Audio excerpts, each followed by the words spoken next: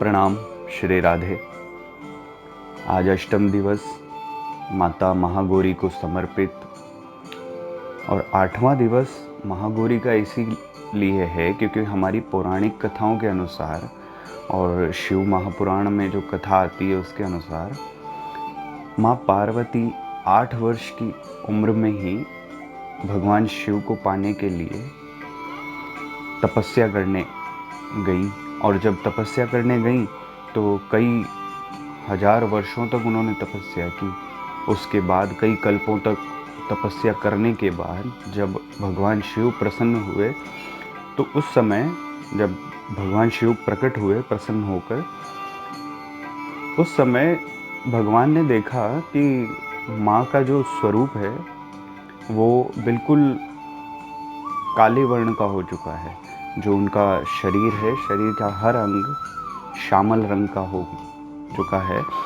तो उसी समय भगवान शंकर ने अपनी जटा में से पवित्र गंगा को प्रकट करके और पवित्र गंगा के जल से माँ के श्री अंगों को और माँ के समस्त अंगों को धोया। और जब उनको धोया तो उनमें से एक अद्भुत विद्युत की कांति निकली और अद्भुत विद्युत समान शरीर हो गया। और उसी कारण इस कांतिमय वर्ण के कारण उनको महागौरी कहा गया। और वैसे भी माता महागौरी का जो वस्त्र और अलंकार, आभूषण, सारा श्रृंगार, वर्ण, सभी सारा का सारा माँ का श्वेत है। इसीलिए उन्हें महागौरी कहा गया है।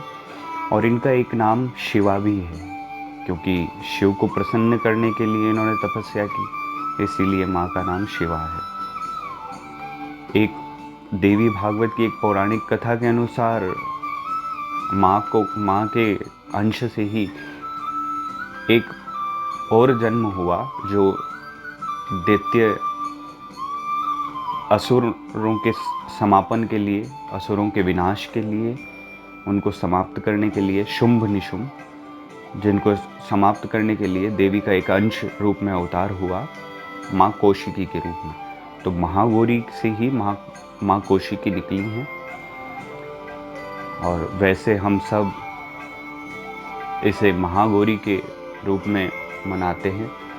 तो हम भी माता से यही प्रार्थना करें कि हमारे इष्ट में हमारी प्रगाढ़ आस्था हो और जैसा हमारे अंदर विकारों का जो श्यामल रंग भरा हुआ है वो माँ के उपासना से, माँ की आराधना से, उनकी कांति से वो जो विकारों का श्यामल रंग है वो श्वेत वर्ण हो।